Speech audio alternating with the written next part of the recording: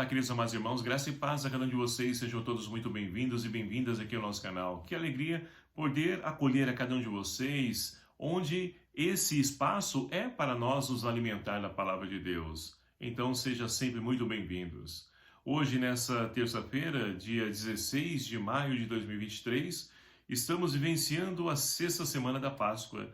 E a liturgia de hoje propõe para nós a reflexão do Evangelho de São João, capítulo 16, versículos de 5 a 11, que vai nos narrar o seguinte: naquele tempo disse Jesus aos seus discípulos: agora parto para aquele que me enviou, e nenhum de vós me pergunta: para onde vais? Mas porque vos disse isso, a tristeza encheu os vossos corações. No entanto, eu vos digo a verdade: é bom para vós que eu parta. Se eu não for, não virá até vós o defensor. Mas se eu me for, eu vou-lo mandarei. E quando vier, ele demonstrará ao mundo em que consiste o pecado, a justiça e o julgamento. O pecado, porque não acreditaram em mim. A justiça, porque vou para o Pai, de modo que não mais me vereis. E o julgamento, porque o chefe desse mundo já está condenado. Palavra da salvação. Glória a vós, Senhor. Queridos e amados irmãos, estamos então nos preparando para poder celebrar então a solenidade da Ascensão do Senhor. E nesse discurso de despedida, Jesus mais uma vez, ele é sincero e é transparente para os discípulos. Mas é muito interessante porque quando nós encontramos pessoas, não somente, claro que Deus sempre é transparente, ele nunca nos engana, nos ilude, é sempre real e verdadeiro.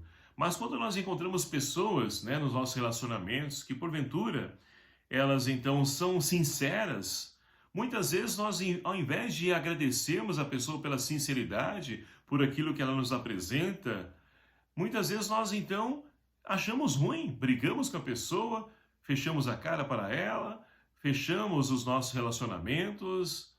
E é muito interessante isso porque, ao invés de nós nos abrirmos, então, aquelas pessoas sinceras, porque o mundo de hoje, infelizmente, nós encontramos pessoas que são falsas, com perdão da palavra. Não são sinceras, não são honestas.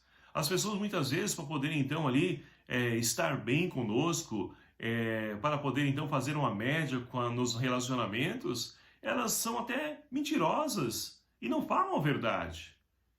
E Jesus hoje, então, ele diz que é melhor eu ser sincero do que enganar e iludir vocês. E no nosso relacionamento também deve ser assim com as pessoas. A sinceridade, não, mas na verdade. A verdade deve prevalecer sempre porque quando nós, então, observamos a verdade da pessoa, nós temos a oportunidade de refletir o que essa pessoa está trazendo para nós e que nos ajuda a poder crescer em humanidade, rever os nossos conceitos, nossas atitudes. E não podemos fechar a cara e, pior ainda, nos alimentar na tristeza. Não é para isso que as coisas ruins acontecem na nossa vida, que a verdade vem à tona. É sempre para poder nos ajudar a melhorar e enriquecer enquanto seres humanos. E é isso que Jesus está tentando então demonstrar para os seus discípulos e também para nós no dia de hoje.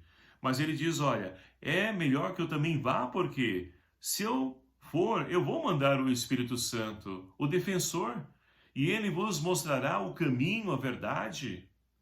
Então, queridos amados irmãos, muitas pessoas no dia de hoje precisam de caminhos, de alguém para instruir o caminho a qual ela deve seguir. Assim como nós utilizamos no dia de hoje, os GPS, os aplicativos que mostram para nós trânsito, destino, o melhor caminho. É assim que nós também desejamos e precisamos para a nossa vida. Ter, então, não caminhos como atalho. Os atalhos, só para a gente então poder entender, os atalhos muitas vezes, eles nos levam à perdição. E muitas pessoas preferem os atalhos da vida. Muitas vezes nós precisamos fazer um caminho, percorrer um caminho longo, mas esse caminho longo, ele vai nos ajudar a poder então olhar, fazer uma releitura da nossa vida, das nossas atitudes, e assim nós vamos nos santificando, vamos então melhorando o caminho, vamos então voltando novamente para o caminho, porque muitas vezes nós então esmorecemos a caminhada, esfriamos nossos relacionamentos e principalmente desistimos daquele projeto que nós temos, sonhamos, almejamos. e não podemos ser assim ainda mais com Deus. Deus sempre tem o melhor para nós. E quando nós confiamos, acreditamos, lançamos nosso olhar na fé, e aí nós vamos colher os frutos lá na frente. Mas é preciso então confiar, acreditar nesse Deus. E Jesus então nos diz também, no Evangelho de hoje, lá no finalzinho, que quando ele vier, ele demonstrará ao mundo em que consiste o pecado, a justiça e o julgamento. O pecado se dá porque não acolhemos Jesus como Senhor de nossas vidas. Muitas vezes deixamos ele de lado e muitos dias de hoje deixam Jesus em último plano. Alguns ainda quando buscam nos batizados, casamentos, sétimo dia. Então nós precisamos entender que é preciso acolher Jesus na totalidade e trazer ele para a nossa vida e nossas atitudes. É nisso que consiste então o pecado. Agora aqui nós temos também a justiça de Deus que não falha. A justiça dos homens ela é limitada, é falha sim.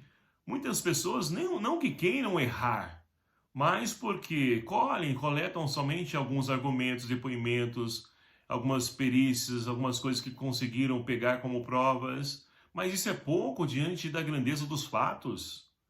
Mas somente Deus consegue ser justo na sua justiça porque ele conhece o coração, ele conhece o todo do ser humano. E aí então está o perfeito julgamento, que nos vem somente de Deus. Então, não devemos nos apegar também a julgar as pessoas e muitas vezes até a sentença contra as pessoas. Todos nós temos a oportunidade de poder rever os nossos conceitos, nossas atitudes e, no momento oportuno, Deus fará justiça. E agora, então, o último ponto aqui, Jesus fala do julgamento. Ora, ele diz aqui, porque o chefe desse mundo já está condenado.